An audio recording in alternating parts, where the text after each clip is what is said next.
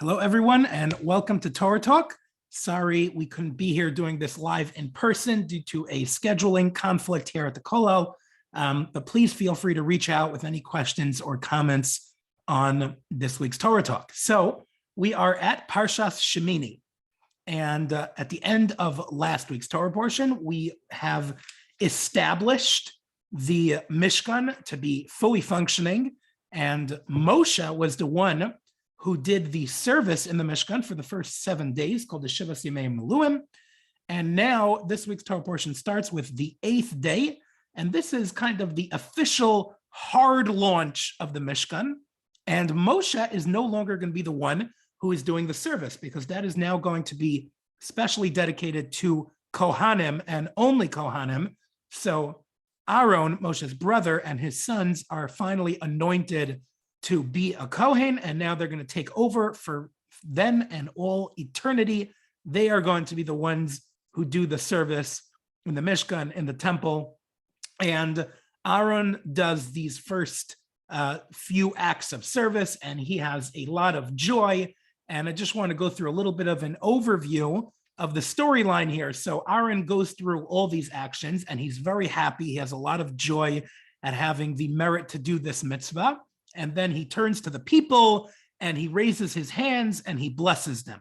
And he blesses them with what is now what we call Birchas Kohanim, which is something that Hashem had told Moshe at Sinai. It was, part of the Torah that was given over to Moshe, but Aaron wasn't instructed yet to do this special mitzvah. The Sfas Emes actually says that Hashem rewarded this spontaneous act of blessing that Aaron did by blessing the Jewish people. He rewarded the Kohanim by giving them the mitzvah to actually formally bless the Jewish people, which is still done until this day and age. The Kohen will get up on special days of the year and bless the Jewish people, and that is with that special blessing of Birkas Kohanim. So moving forward a little bit, following this great joy is unfortunately a very tragic event, and that is the death of the two sons of Aaron, Nadav and Avihu. What did they do wrong? Why did they deserve to die? So the Torah teaches us in chapter 10, verse 1, the sons of Aaron, Nadav and Avihu, each took his fire pan. They put fire in them and placed incense upon it, and they brought it before Hashem, an alien fire that he had not commanded them. So what was the act that they did wrong? So I'll mention briefly a few ideas that the commentators say of what it was that made Nadav and Avihu be deserving of death for this act of essentially was a very idealistic action of what they thought was doing a mitzvah, bringing Ketoras to Hashem, but Hashem didn't look at it that way. So what did they do wrong? So the Sifra says that they entered the Holy of Holies, the Kodesh HaKadoshim, which is a place that even their father, Aaron, had not yet been commanded to go. The Kohen Gadol will only enter there once a year, and that's where they entered, and that's why they died. Others say, the Ramban, Nachmanides says, it cannot be that they would have done that. Like, there's no way they would have gone to a place that even their father wasn't allowed yet to go into.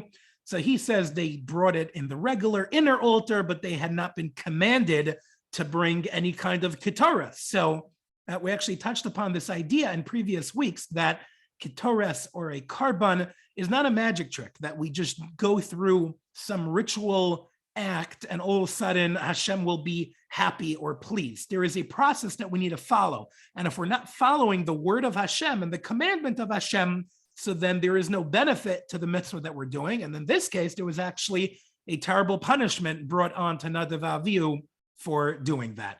Others say that they drink wine and they entered into the Mishkan when they were somewhat drunk, which explains why, following this story, the Torah instructs Aaron, the special mitzvah, not to be drunk. Right after this, it's chapter 10, verse 8 and 9, Hashem said to Aaron, saying, do not drink intoxicating wine, you and your sons with you, when you come to the tent of the meeting, that you do not die, which makes it seem pretty clear that perhaps that was the reason why Nadav and Avihu did in fact die, maybe because they had drank wine before going in there.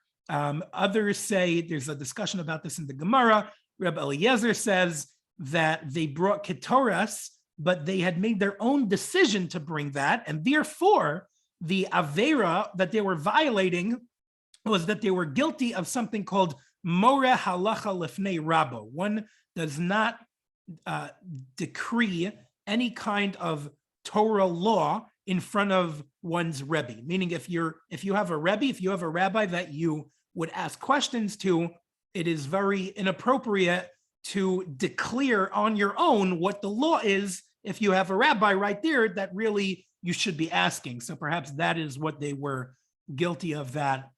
There are other reasons, but I think we covered enough for now. So let's move on to another idea. So what was Moshe's reaction to that? Let's just follow the storyline a little bit. This is a terrible, tragic event. What does Moshe say? So the Torah teaches us that Moshe says, and this is right the next verses after this tragic incident, chapter 10, verse 3, Moses said to Aaron, "Of this did Hashem speak, saying, I will be sanctified through those who are nearest to me. Thus I will be honored before the entire people." And Aaron was silent. So Moshe was essentially saying that Hashem had stated previously that he will be sanctified through those who are closest to him. What does that mean? Someone who's closest to him means a righteous person, a tzaddik. So Moshe knew that something was going to happen that was going to involve the death of a great person, and that is going to bring a sanctification of Hashem's name. So Moshe told this over to Aaron, and he says, I'm reading for you from Rashi. He says, Amar le Moshe Aaron, Aaron achi yadei hayisi sheyaskadesh habayis b'miyudin shel makom. I knew that there's going to be this kind of sanctification of Hashem's name through somebody who's close to Hashem. V'hayisi savar I bi I b'cha. I thought that who is going to bring the sanctification of Hashem's name? It's going to be the two greatest people, who is Aaron and Moshe. So I assumed that it would be one of us that perhaps would be dying in a sense of a sanctification of Hashem's name. Now Moshe says, if Nadav and Avihu was chosen to be the ones to die in this kind of context, it must be that they are in fact greater than me and you, because Hashem says, I will sanctify my name, and this can in a sense bring an atonement for the Jewish people through those who he cherishes most. And I can't resist getting sidetracked a little here, because as soon as I saw these words that Hashem is saying, Bikrovai Ekadesh, Bikrovai Ekadesh, through the ones that are closest to me, I will be sanctified. And that just reminded me of the terrible, terrible tragedy that befell the Jewish people this past week with the passing of the great Rav Chaim Kanievsky, the undisputed Gadol Hadar from Bnei Brak, who passed away. And I watched the funeral. I watched a video stream of the funeral, and Rav Zilverstein spoke by the funeral, and he said that Rav Chaim was somebody who he called Eshkol. He was quoting from a Navi. Eshkol means somebody who is all-inclusive. He used the term kol bo in Hebrew, means everything in it. Reb Chaim was a person who had everything. Every single part of the Torah was within him. And what Reb Zilverstein said is, because he was so great, he was equivalent to the entire Jewish people. His Torah learning was so unbelievable that it equaled, in a way, the Torah of the entire Jewish nation. And said Rabbi Zilberstein that there must have been some kind of judgment in Shemayim, some kind of judgment in heaven on the Jewish people, And Hashem wanted to save the Jewish people from whatever it is that made us worthy of such an unfortunate verdict. And he was able to take Reb Chaim as a representative because he was equal to all of us. He was able to atone for all of us. And that's what I think of when I see this. Bekarvei Akadesh, Nadav and Avihu, who are the, in Moshe's own words, the greatest Jews of the generation, even greater than Moshe and Aaron, to be the ones to atone for the entire Jewish people. Rav Zilverstein also said, I want to say a short story about Reb Chaim, maybe a few short words about him. The breadth of Torah knowledge that he had is absolutely mind-blowing. Someone sent me a list of his morning ritual. He would wake up every single morning, half hour after Chatzos, after the halachic midnight. So depending on the year, that could be anywhere from 12 midnight to, maybe 1:30 a.m. He'd wake up half hour later and he would start his morning Torah study session. What would he learn? He would start with Tikkun Chatzos, which is a prayer that very special people recite after midnight, and it is a way of mourning over the destruction of the temple, of the Beis HaMikdash. And then he would learn the following other things. Okay, he would learn Zohar, deep ideas of Kabbalah. He would learn 11 pages of Zohar each day. He would learn 10 chapters of Tehillim each day. He would learn 8 chapters of Tanakh each day. He would learn 10 sections of Mishnah Berurah, that is practical Jewish law, 10 simanim, so 10 sections of Jewish law. He would learn 8 chapters from Maimonides, the Rambam, also an area of Jewish law, as well as 10 chapters from the Code of Jewish Law, the Shulchan Aruch, as well as the Torah.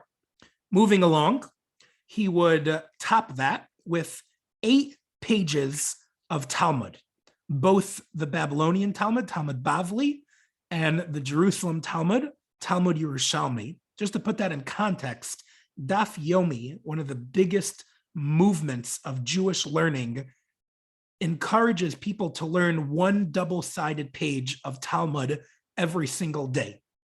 People, if someone is dedicated and sticks to that for 7.5 years, he will finish the entire Talmud Bavli after those 7.5 years. By doing 8 pages a day, he finishes it once a year. The same with Talmud Yerushalmi.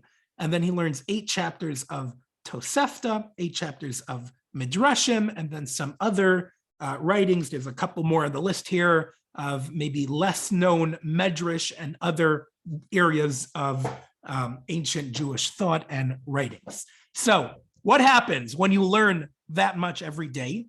You accomplish, you finish. Every single year on Erev Pesach, Rav Chaim Kanievsky made a siyum, a celebration of finishing what is referred to as Kol HaTorah Kula, the entire Torah. Everything I just listed to you, if you'd finished the entirety of it, you've essentially covered all of the main areas of Jewish writing, all the areas of halacha, all the areas of the written Torah, and the oral Torah, the Talmud, and everything else that goes into that, which is absolutely mind-blowing. For any of me and you, if we would finish all of this at any point in our life, we would be considered a very great man. Most people do not finish all of this in their entire life. They might finish a tenth of this, and that wouldn't make them an ignorant person. They could still be a very learned and dedicated person and not even finish a tenth of this amount that he finished every single year. So just to give an idea of the magnitude of the loss to the Jewish people on his passing. What's interesting is he made this siyum on Erev Pesach. This year, did he lose out on his siyum because he passed away a month before Pesach? No, he did not. Interestingly enough, this year is a Jewish leap year. There are 2 Hebrew months of Adar, And therefore, on Erev Purim, the day before he passed away, he made a siyum on all of this. One quick story that Reb Zilberstein said, and then we'll jump back into our Parsha, that I thought was so incredible. Reb Chaim wrote a pamphlet on grasshoppers. So actually, this is actually very relevant to this week's Torah portion, which we're going to get to in a couple of minutes, talks about the laws of kashrut, the laws of what we could eat and what we can't eat. And when it comes to insects and crawling things, many things are forbidden. But if one has a tradition of a type of insect, which the Torah says is permitted, then they're allowed to eat it. So there's a big discussion about grasshoppers. There are Jewish communities that do have a tradition to eat grasshoppers, and therefore they'd be allowed to. If someone, Ashkenaz Jewry does not have such a tradition, so Ashkenaz Jewry would avoid eating grasshoppers out of a concern that it might not be the exact species that the Torah permitted. Regardless, Reb Chaim wrote a pamphlet on this topic. But how does Reb Chaim know what a grasshopper looks like? You're talking about a man who sat in his apartment for 9 decades learning Torah. He did not go to the zoo. He did not go out into the world to look at insects or animals. So how is he supposed to write on the topic, including needing to define the characteristics of a grasshopper? Rabbi Zilberstein said, when he sat down to write that pamphlet and he started writing, a grasshopper flew to the window next to him on his second floor apartment, landed on the windowsill, and stayed perfectly still, inches away from Reb Chaim, until Reb Chaim was able to study it and see what he needed to see, and then it flew away.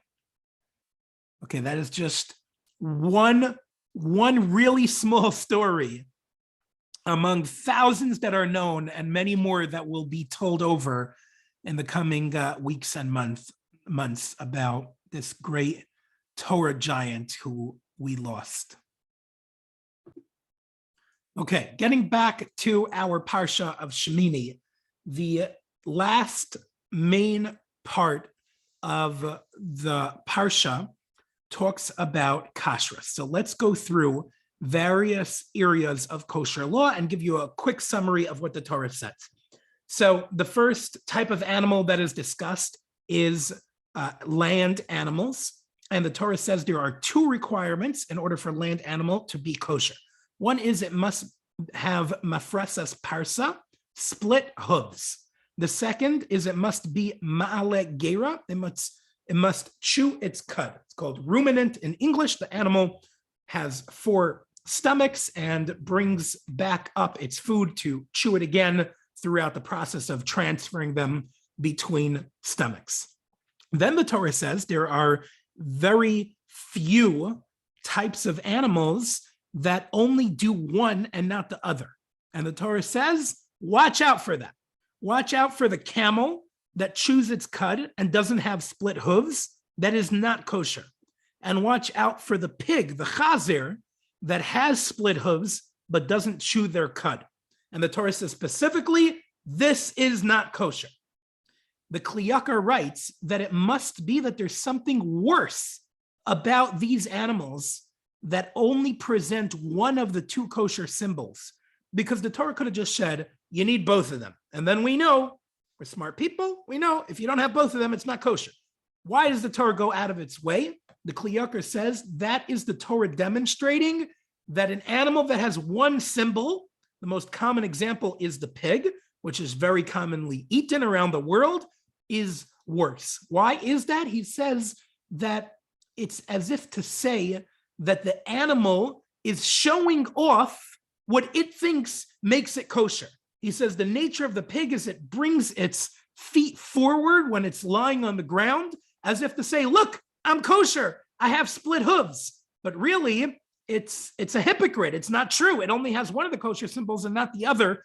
And we don't like people who are trying to pretend that they're all kosher when really there is something very much unkosher about them. There's actually a Yiddish saying, chazer fiesel, which means pig feet, which is referred to a hypocrite is a chazer fiesel. It's like pig feet because it's somebody who, puts forward his one attribute, but really there's something seriously lacking in them. So that's animals. Fish require fins and scales. Any fish that has fins and scales is kosher. Anything else is not. Moving along, we have birds. So birds, the Torah says all birds are kosher, with the exception of a list of 20, which the Torah says are not kosher. The problem is that the identity of these 20 species has been lost. So much so that the Art Scroll actually refuses to translate them because it doesn't want to be misleading. Species have evolved and changed over the years, and what our English word that we're going to use to define one of these birds is not necessarily going to be accurate. So the Art Scroll actually just basically transliterates them and writes the English letters of the Hebrew word. So what do we do? What do we do if we don't know the identities of the kosher animals, of the kosher birds? Can we not eat any kosher birds? So our tradition teaches us that any bird that we have a traceable tradition that we have been eating, father to son, generation after generation, we can rely on that tradition that is going to be a kosher bird. I guess like the most obvious example of that will be chicken, which we have tradition that chicken is always eaten, so we can eat chicken. So there are some communities, sometimes it'll happen that you'll have types of birds that some communities have a tradition, a Masorah for, and they are allowed to eat it, and others do not, so therefore they are not allowed to eat it. Then there are insects, which are for the most part forbidden, except a very small amount of exceptions. Again, it's very hard to distinguish, so we generally avoid all of them unless we have a strong tradition. I referenced that idea when I was talking about grasshoppers earlier. And then the Torah talks about the impurities that these animals bring, the tumah of a sheret, the impurities that a human being will obtain just by touching the carcass, the dead body of any of these animals or insects will make us impure. That is an entire subject on itself, which I'm not going to get into this week, but maybe we'll get into in some of the upcoming Torah portions, which talk more about the idea of tumah. For now, I just want to say over one fundamental point about kashrus in general, about this whole idea of Hashem teaching us there are certain types of foods that we could eat and certain types of foods that we are to avoid. Why must we avoid certain foods? What is wrong with non-kosher foods? So there's a lot of discussion about this, and I want to say over a few ideas from a few commentators. So the first one is the Ramban, Nachmanides. He writes that in the context of the Torah teaching us about kosher and non-kosher, the Torah very often uses the phrase, Anshe Kodesh Tiyun Li.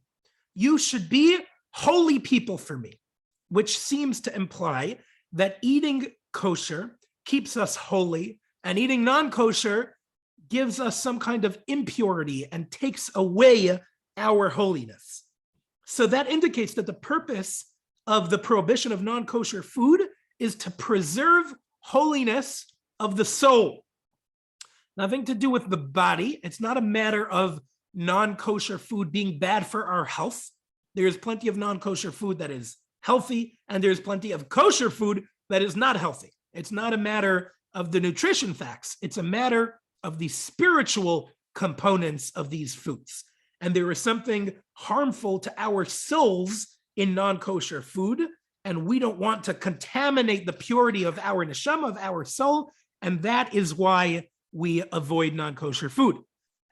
Rav Hirsch actually says there's also a perspective here on holding ourselves up to a higher moral level. For sure, when it comes to the prohibition against eating food that has not been slaughtered properly, so that would be a carcass that's just out in the wild, that is food that's actually referred to in the Torah as basar basada, meat in the field, meaning this is food that other animals live off. This is food that other animals are going to go and eat. So we as human beings should remember that our lives are dedicated to a much higher calling and a much higher service of Hashem, and therefore we should refrain from partaking in the same food as the beasts of the wild, to kind of maintain that kind of level of holiness that we have. So that is the approach of Rav Hirsch. Then we have the Ramban, Nachmanides, and he says that when the Torah prohibits the consumption of these kinds of animals and birds, it is also because of a spiritual negative effect. And what is that? He says the birds that the Torah prohibits are birds of prey, and the animals that it prohibits are beasts of prey. And he says eating their meat can cause a person to acquire some of the vicious nature of these animals. And that will cause him to suffer spiritually, will cause his midos to suffer. Heard the expression, you are what you eat. The Ramban takes this very seriously. We can ingrain in our bodies some of the character traits of these animals. So we're not going to eat these kinds of vicious animals. And if you look around at what's kosher and what's not kosher, you'll see how accurate this is. The kosher animals are more gentle animals. They're not beasts. They're not carnivores. The birds are not hawks and falcons and vultures, but rather doves and chicken and much more tame animals that don't go out there in a very vicious way. One more side point on this that I thought was interesting. One of the birds listed here is called the chasida. What does chasida mean? You might be familiar with the word chassid or chasidish. A chassid is a very pious person. A chassid is a very righteous person. Why is this bird called a chassid, a chasida? And if so, why is it banned from being eaten? So I saw that the chasida is called chasida because it shares its food with other birds in its species. So of course that begs the question, where's the vicious nature there? Why can't we eat the chasida, which is such a kind and generous species that shares its food? So I saw that the chasida only shares food with its own species, but won't share with anything else. That is a midah that we have to take away, to stay away from. As a Jewish people, we need to be kind and giving and generous and compassionate to everybody, not just someone else who looks and talks and acts exactly like we do. If we're only given to people that fit in our little box, that is not an act of chasida. That's a forbidden act. That's a non-kosher act. So it's a really powerful lesson we see from here. If we only give to ourselves, that's not called being generous. The Torah demands that we give even to people that are different than us, that look and dress different and have different opinions than us. We have to be unconditionally giving people. So that's a little bit of insight into some reasonings for the prohibition of not kosher. But I want to end off by mentioning, of course, as you know, I essentially could say with every mitzvah in the Torah, it's very important to realize that it's not about the reasons. And Rabbi Moshe Feinstein says this, but really it's just such a fundamental idea that we follow the Torah because it is the will of God, because Hashem wants us to avoid eating non-kosher. We might not know exactly why non-kosher is non-kosher. What is wrong with pig and why is cow okay? We touched upon some ideas which might make it a little bit easier to understand, but at the end of the day, we don't do them because we have reasons that resonate with us. We do them because it's in the Torah and because that is how Hashem wants us to live our life on that world, on this world. Nevertheless, of course, we love here in Torah Talk particularly, we love jumping into these things and learning more about reasonings that could resonate with us and that we could understand, you know, in our lives and that are very relatable. So that's all for today. Again, please feel free to reach out to me, Menashe Uhr at gmail.com. If you have any questions, would love to hear from you. Have an amazing rest of your week.